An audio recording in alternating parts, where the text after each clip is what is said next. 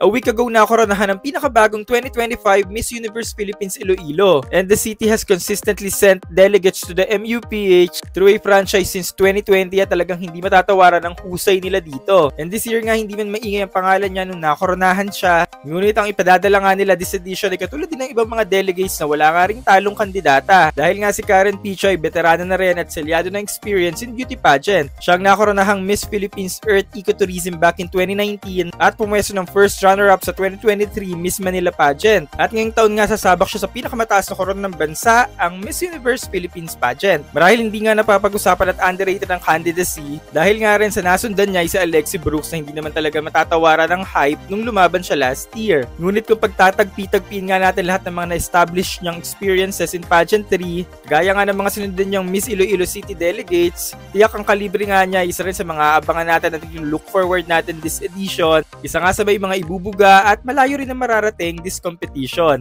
Atin nga aabangan yan sa darating na Miss Universe Philippines pageant.